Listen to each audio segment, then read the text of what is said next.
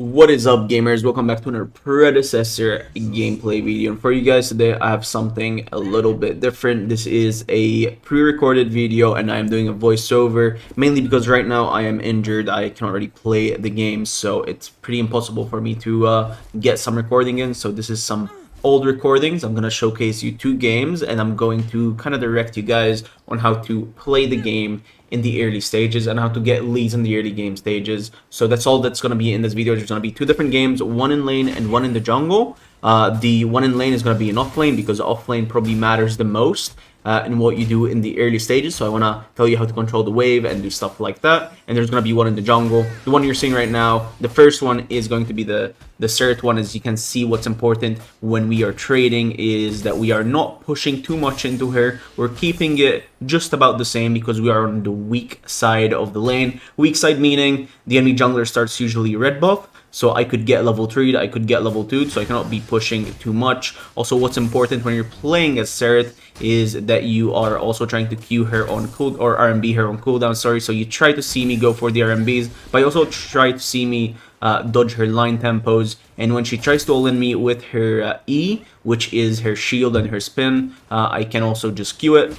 Something also important with Serath is the Q and the E both stop minion aggro. So you can see me trying to all-in very soon. And when I try to all-in, once I have my level 3, and I'm also like thinning this wave good enough because you cannot really fight on a cannon wave, fighting on a cannon wave and then just running through the wave like behind their minions and trying to fight it, usually not the best idea because that means that their minions are gonna be shooting you, but your minions are not really gonna be shooting her because she's very far away from your minions, so they won't usually reach. So that wouldn't probably be the best idea unless she's pretty low and you can deal with it. But as you can see here, I'm constantly RMBing whenever I can, but I'm also just letting her burn through her mana pool with constant line tempos because she needs to CS, right? You can see that she's really trying to CS. I'm gonna be able to crash a massive wave here under her tower. She is pretty healthy, so there's no way for me to dive this, but we'll try to get another RMB in and just let her clear the wave, and I will just try to get this Cyan. That should be pretty free, and if she comes to contest this, I will just drop this, right? She's looking to come and contest it, so what I do, I just drop it. I don't need to do anything. I'm just going to E and RMB her and auto attack her a lot, and that actually did like 200 damage. So now she's sitting at like half health with very little mana. So if she takes another 2 RMBs here, it could be a disaster for her because I can just all-in her on not this wave but the next wave. You can see I'm already starting to build up another wave into her tower. So although this is a cannon wave, I'm pretty healthy. I have 2 potions. I'm gonna pop one now because I really want to be aggressive. I'm going against what I said earlier, where like I don't really want to fight in a massive wave, mainly a cannon wave, and just run at her. But if she gives me an option to, I will just run at her, because if I can try to just run at her now and get her to, let's say, half health again, it would allow me to dive her, right? And again, I'm trying to get the Cyan. I realize that the wave here is actually not really pushed under, so what do? I just do the same thing I did earlier, RMB into Q, and there you go. You see how much damage she's taking? She's basically just taking too much, so what I'm gonna do here is I'm gonna dive, right? This is gonna force her blink. The blink was bad, it was too late. Even if she blinked, it doesn't really matter because I will still kill her and then just blink out. A massive wave is just lost under her tower. I don't really want to help this guy because if I help him, I'm kind of wasting my time, and my time in the early game is very precious. So unless we can kill him, it's not really worth to do anything. So what I'm gonna do is I'm gonna get Cyan. I'm gonna base at 2k gold. It's gonna be pretty nice. The wave is back neutral actually. So what I'm gonna do first is I'm gonna shove it because the Zars did push it. So what I'm gonna do is I'm gonna shove it. The Shimbi is gonna be here within like 3 to 5 seconds. Yep, there she was. And just basically shove it, E out, and just get a recall. I'm trying to remember exactly what I did because this was a while ago, so not really remembering exactly how I played this. I also did type that she has no blink just in case the jungler does want to gank it, right? I don't really need the jungler to gank it, but if the jungler wants a free kill, now he knows that, hey, she has no blink and she's pretty much very easy to kill. We're going back in to lane. We're working towards Sky Splitter, which is probably not the ideal build path into a damage dealer like Shimbi. But I will go Sky Splitter, I believe, into what's it called, bucklers, two bucklers, which gives me some MR, some life steal. So overall, the 2 item spike should be pretty good. Plus, I'm pretty far ahead already, right? Like I'm a whole level up. As you can see, I do just Q her AoE spin. I could have just not done it, honestly, just could have just done nothing, but I really want to keep trading into her and try to basically use the lead that I have through levels and through items. Try to get another kill. I still have Blink, so this should allow me to, again, try to, you see me constantly RMBing here whenever I can, and just trying to get her down, so then I can just do the same thing that I just did earlier and just dive her on a wave. If I dive her on a wave, even if we trade, even if she kills me on the dive, but I kill her, I'm probably only going to be able to do that if I know I have a massive wave that she will lose, right? And there I remember her spraying me, and I was like, you know what, if you're gonna spray me, you're not gonna enjoy your time. Like there's no way you just die at like 5 minutes and you just want to spray me because I missed 1 RMB. So at this point I knew that she was not happy, and I wasn't happy about that spray. So we made sure to make this laning a bit memorable for her and make sure that we punish. Again, you see me just trying to all-in. Here I'm all-inning because the cannon is actually holding a lot of damage. I do miss 1 melee minion, but most importantly, I'm trying to deny the cannon here. The cannon is what's most important. It gives a lot of gold and a lot of XP, so I'm actually like playing very aggressive here, but I also don't want to miss my cannon. So I could have played a bit better. I could have definitely denied her from getting the cannon, but overall it's fine because if she does 1 more Q, she will have no mana to dash. So I'm paying a lot of attention here if she uses a spell. If she uses a spell, I am going all in because she cannot dash out. So right there, you see that? She just used a spell. I know she has no mana for the dash. She had mana for the AoE slam.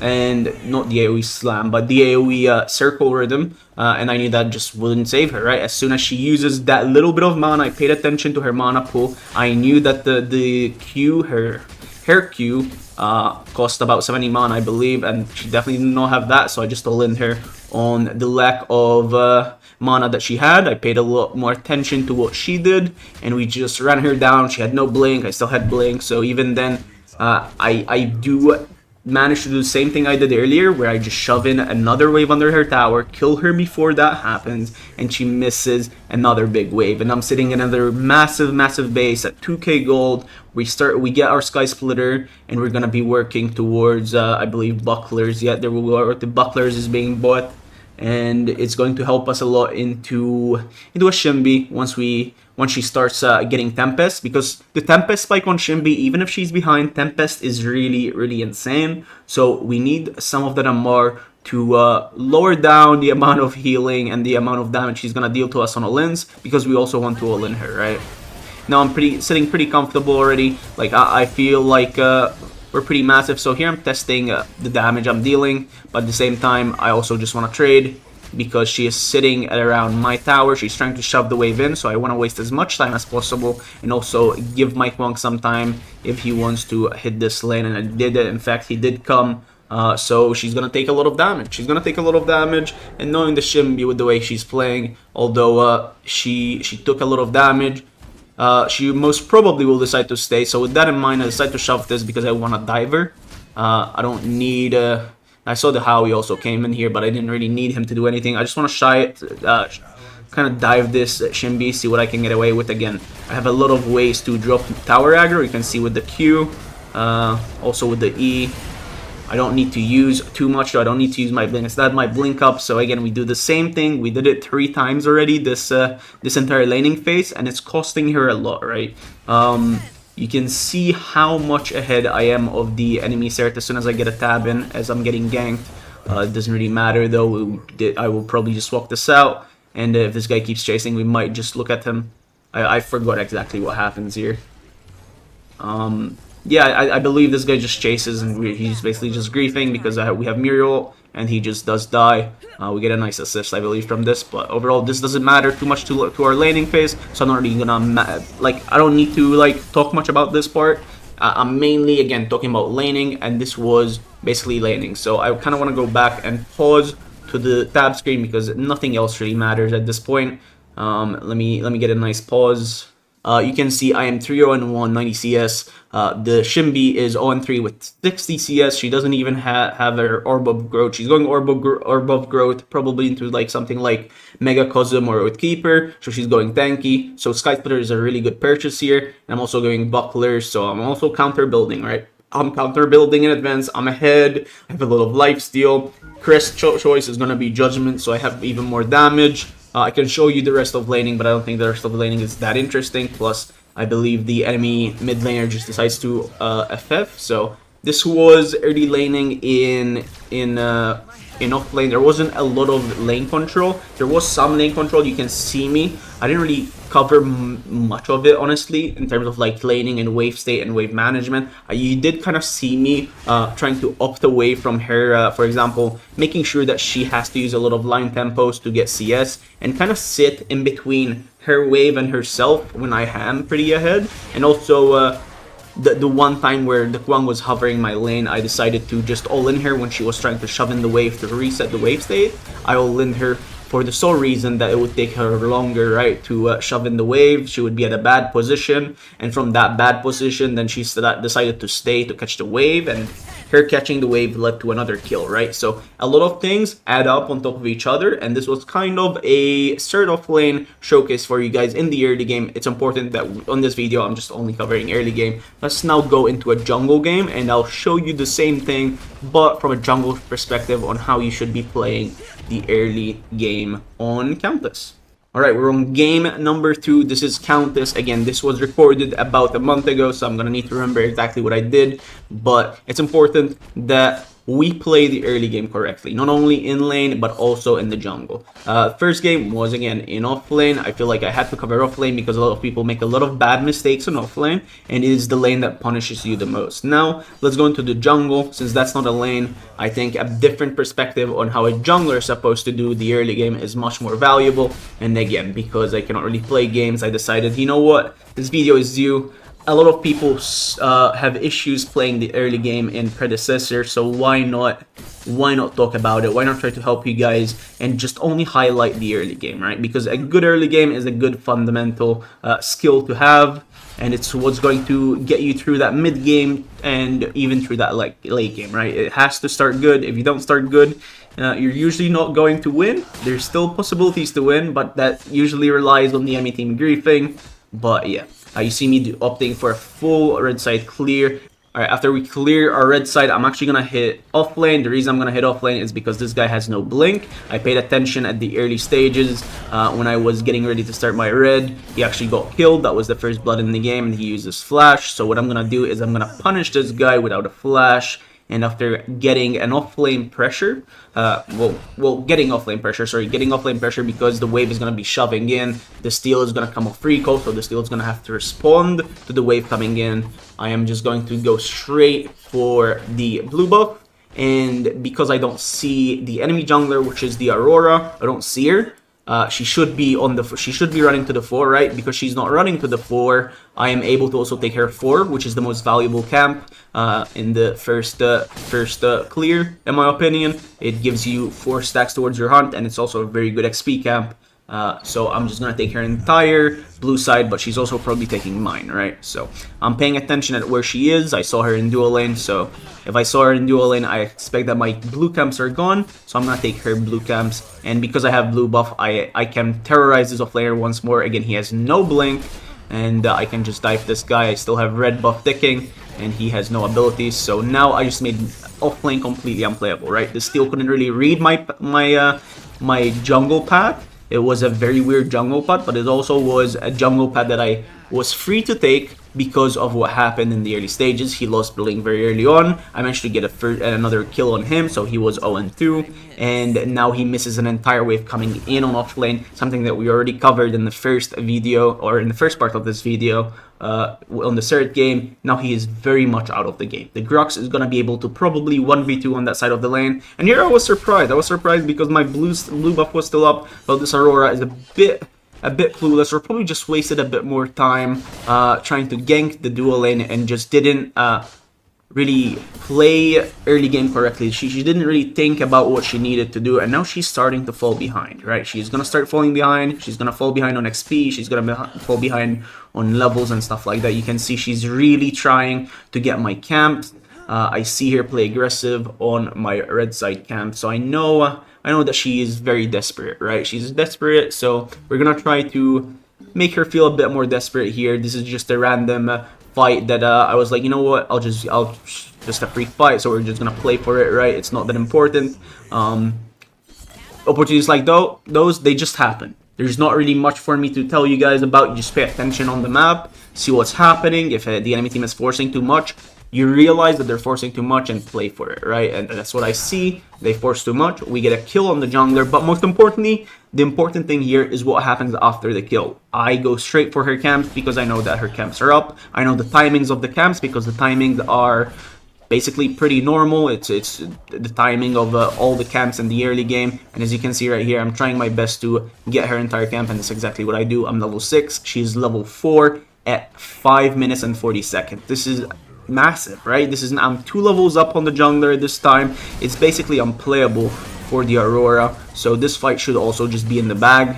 I'm just gonna probably blink on this TB and just kill him. And what you see me here do is I'm not using my ultimate. The reason I'm not using my ultimate is because I don't know if this guy has flash, so I'm just gonna keep auto attacking, and once he's in my ult ring, I will just ult it so he cannot really respond to it, right? So that's what's important. And basically 6 minutes in, we are 5-0-1. We have 6 stacks on our passive on a Countess, which is supposed to be not an early game hero, but we played early game correctly. We managed to take a lot from the enemy jungler. The enemy jungler wasn't on top of his timings. He also wasn't jungling correctly. A lot of mistakes that I had to identify to get ahead and also just be able to play the game. At this time, 6 minutes 30, you see the Aurora kind of FF, so this is basically the early game, I guess, for this jungle. At this point, she just realizes that hey, this game's probably not worth playing, although it's pretty scummy to just ult up for a game after you played it pretty badly. I would say there's not really much to cover on this offlane Countess gameplay. Important take notes here are just to know the timings of the camps, right? If you both start red side and just full clear your red, just understand that your camp timers are very similar to their camp timers on red side. So if you're in a position to take the enemy camps, try to do it, but also pay attention to the lane state that you're in. If you have the option to make a lane unplayable for an enemy laner like this steal in offlane, do it as well. It's gonna make it pretty easy. And that's basically the main takeaways of playing jungle. You also want to work towards getting objectives down the line as well, but that usually depends on what kind of junglers you're playing. Someone like Chimera, he can opt for those jungle objectives a bit earlier than other junglers, but something like Countess, something like Shimby in the jungle, something like Serath, you usually want to try to scale a bit more. And then once you are at 1 to 2 items, then you try to play for the objectives. But yeah, this was how to play the early game both in lane and both in the jungle. Unfortunately, I couldn't really get an actual game for you guys because again, I am injured and I cannot really play the game. So this was basically for today's video. I know it's a bit weird, it's a bit different, and maybe not something that you guys kind of expected, but I actually want to know if videos like this are helpful, right? Because I feel like this is a topic that is not really mentioned much by a lot of people, or there's not really any videos by content creators. So I thought, why not? Let's just showcase some early game predecessor and just only focus on early game, because that I think is one of the most important traits to have in a MOBA, one of the most important things to just nail down. But it's also important for you to keep an eye out on realizing that not every early game is going to be the same. You have to adjust to what's happening around you, and a lot of people don't adjust. A lot of people just do the same stuff every single game, and they're not learning and they're not experimenting with new things, with new scenarios, and that's not going to make you a good player. You have to realize that, right? But yeah, this was a Countess Jungle and a Serath offlane game in the early game. Most importantly, hopefully you guys do enjoy this kind of videos. Again, I just wanted to highlight the importance of the early game, and hopefully you guys learned something new or two. But yeah, thank you all for watching. I will see you guys tomorrow for another Predecessor gameplay video. Peace out, gamers, and have a good one.